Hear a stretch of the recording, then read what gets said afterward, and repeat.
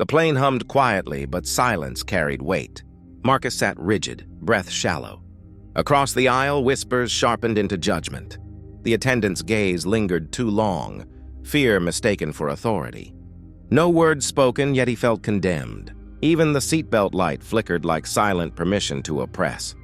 The cart rattled, then stopped. Sarah's eyes locked on Marcus, her breath unsteady. "Don't move," she whispered, voice shaking more than the plane. He froze, heart pounding, searching her face for reason. Around them, silence thickened.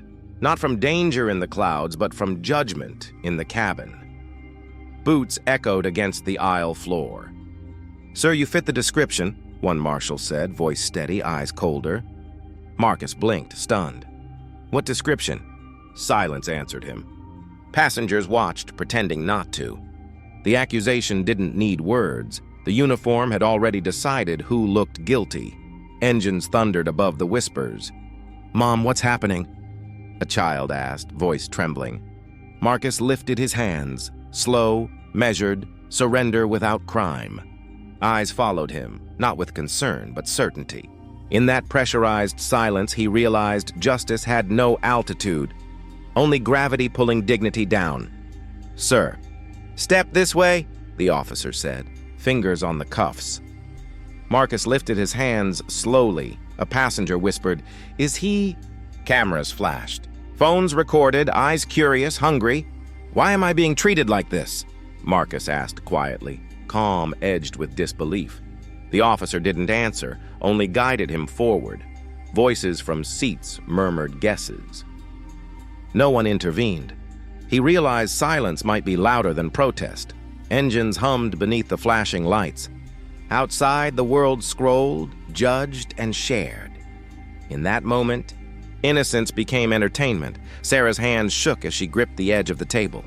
"He didn't do anything," she whispered, barely audible. Her supervisor leaned over, cold. "Do you want your job or not?" Sarah swallowed. I'm just telling the truth." The supervisor's eyes didn't waver. Truth doesn't pay bills. From behind the glass, folders slid off shelves, erased before they could matter. Complaints dissolved quietly. The hum of the machine filled the room. Sarah exhaled, realizing justice wasn't here, only polite deletion. She sat, trembling. While the world outside sipped its morning coffee, Marcus swiped through the headlines. Black passenger detained after mid-air threat. Comments scrolled endlessly, some defending, some denying.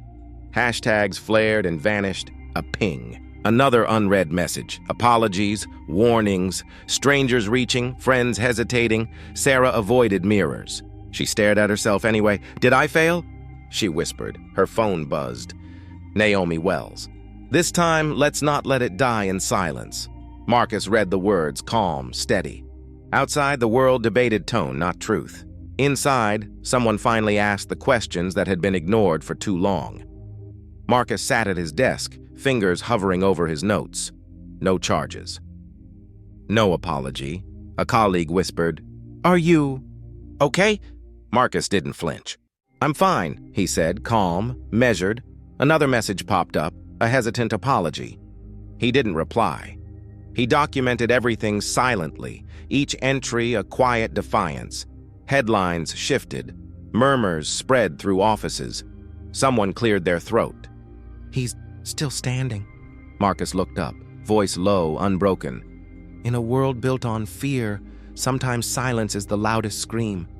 Eyes around him softened. The quiet had begun to speak. Marcus adjusted the papers before him, eyes calm but alert. The investigator cleared his throat. "Mr. Hayes, why didn't you resist?" "Because resistance is a luxury I was never born with." His voice barely above a whisper. The marshal fidgeted. He matched the description. Marcus held his gaze. The description was 6 words long. Black man. Window seat. Calm.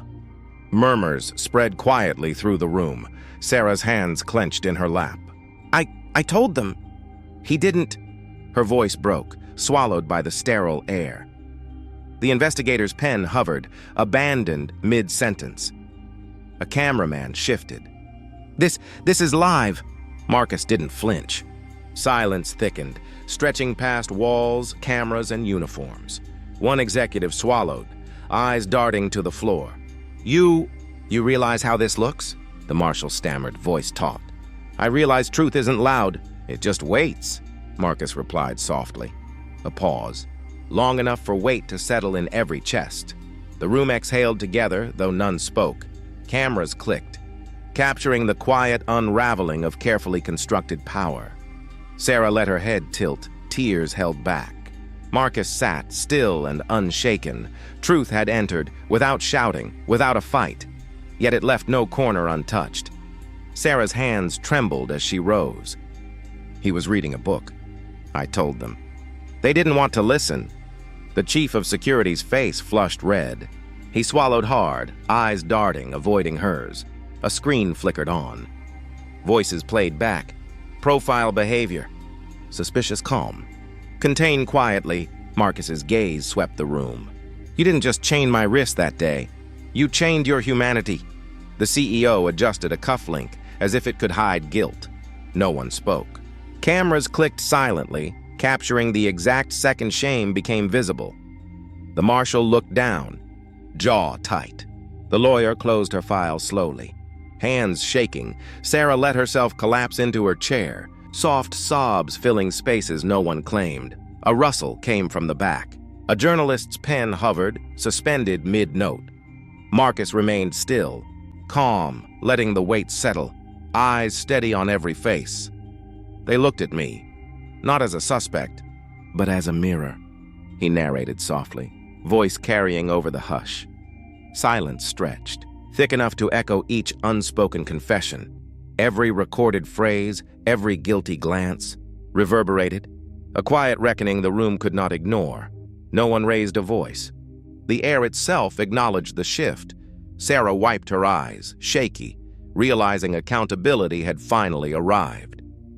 Marcus sat by the window, phone in hand. Marshal suspended. Flight attendant resigns. Airline faces lawsuit. Each headline pressed softly, quietly, heavier than any shout. A neighbor's laughter floated up from the street. Screens flickered below, sports highlights replacing outrage. He whispered to himself, "Justice. Small, slow, but it breathes." The city lights reflected in the glass, fractured like memories. Sarah's message buzzed. "I'm sorry I couldn't stop them sooner. Thank you for not letting them bury it." Marcus read it twice, letting the words settle. No one called, no one cheered. Silence filled the spaces between notifications, thicker than before. He exhaled, noticing his own calm, firm, unyielding, patient. Sometimes, he thought, healing isn't about moving on, it's about standing still. The room hummed quietly, alive only with reflection. He looked out beyond the city, imagining the story reaching those who turned away too soon. Truth had paused, waiting, and finally, so had he. Marcus stepped toward the gate, boarding pass in hand. The intercom said, "Now boarding." He paused, watching people move past. Some glanced, some avoided his eyes. A stranger smiled faintly. Another shifted away. He placed the pass on the scanner. No tremble, no hesitation. His phone buzzed. Message from Sarah. "I'm sorry I couldn't stop them sooner. Thank you for not letting them bury it." He read it, lips curling into a quiet smile. A survival smile. Small but resolute, engines roared outside, steady and familiar. "Racism doesn't end with apologies," he whispered, letting the words fill the empty space around him. "It fades when silence speaks louder than prejudice." Passengers walked past, unaware of the history in the gate. He looked out the window. The sky stretched calm, vast, unthreatening. Finally, it didn't feel hostile. It felt honest. He exhaled, letting the stillness sink in, carrying a quiet weight of truth and endurance.